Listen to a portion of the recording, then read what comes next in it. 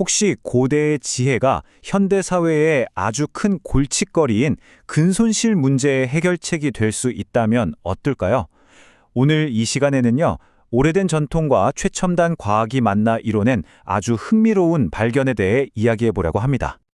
나이가 들면서 예전 같지 않다, 혹은 어떤 약을 먹기 시작했더니 기운이 없다, 이런 생각 다들 한 번쯤 해보셨죠? 바로 그 근본적인 이유가 뭔지 오늘 한번 제대로 파헤쳐 보겠습니다. 이걸 전문 용어로는 근감소증, 그러니까 사코페니아라고 불러요. 이게 그냥 힘이 좀 약해지는 수준이 아니라 계단을 오르거나 장을 보는 그런 평범한 일상조차 버겁게 만드는 상태를 말하는 겁니다. 그런데요, 이게 단순히 나이 탓만은 아니거든요. 오늘 이야기의 핵심, 악당이라고 할 수 있는 덱사메타손, 줄여서 덱스처럼 우리가 꽤 흔하게 사용하는 항염증제도 심각한 근육 손실의 원인이 될 수 있습니다. 자, 그럼 이 근손실 문제가 대체 얼마나 심각한 건지 먼저 한번 짚고 넘어가 볼게요. 이 차트를 좀 보세요. 60세 이상 인구의 20%, 그러니까 5명 중 1명이 영향을 받고요. 80세가 넘어가면 와, 무려 60% 이상입니다. 이건 정말 가볍게 볼 수 없는 우리 모두의 문제라고 할 수 있죠. 자, 이렇게 심각한 문제인데 놀랍게도 그 해답의 실마리가 아주 익숙한 곳에 있었습니다. 바로 인삼이에요. 바로 이 녀석입니다. 이름은 진세노사이드 RC. 좀 복잡하니까 앞으로는 줄여서 GRC라고 부를게요. 수천 년간 약재로 쓰여온 인삼에서 찾아낸 아주 특별한 성분인 거죠.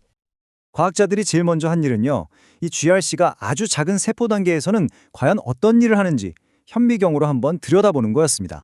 자, 먼저 빌런인 덱사메타손, 즉 DX가 세포에 무슨 짓을 하는지 한번 보세요.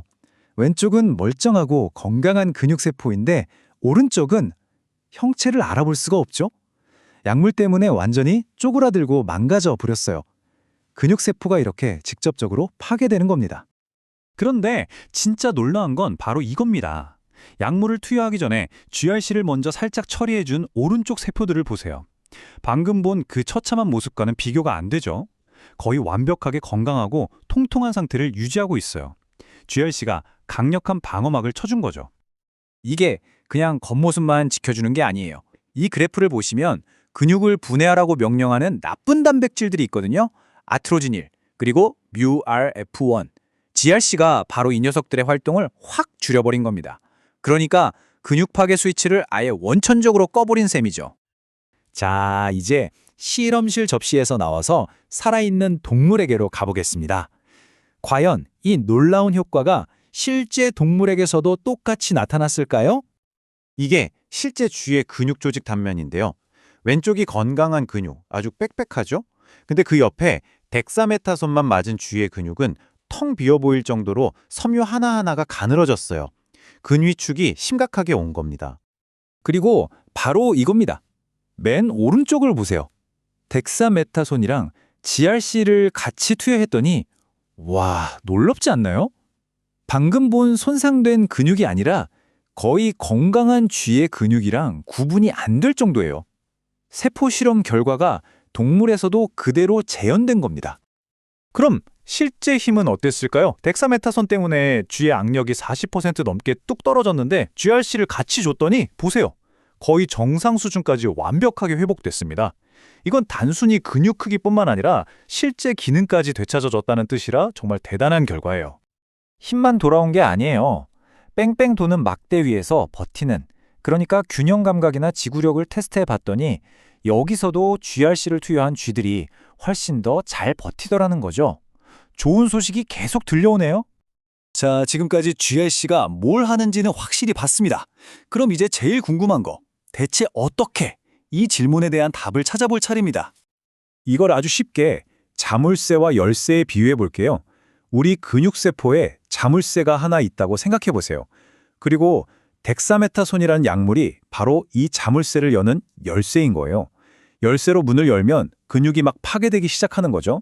그런데 GRC가 뭘 하냐면 이 덱사메타손 열쇠가 오기 전에 먼저 열쇠 구멍에 쏙 들어가서 자리를 떡하니 차지해버리는 겁니다. 일종의 선점인 셈이죠. 그리고 이게 그냥 그럴듯한 비유가 아니에요. 컴퓨터로 시뮬레이션을 돌려보니까 실제로 GRC 분자, 여기 오른쪽에 있는 거요. 이게 덱사메타손보다 그 자물쇠 구멍에 훨씬 더 안정적으로 딱 맞게 들어가는 게 눈으로 확인됐습니다. 숫자로 보면 더 확실해요.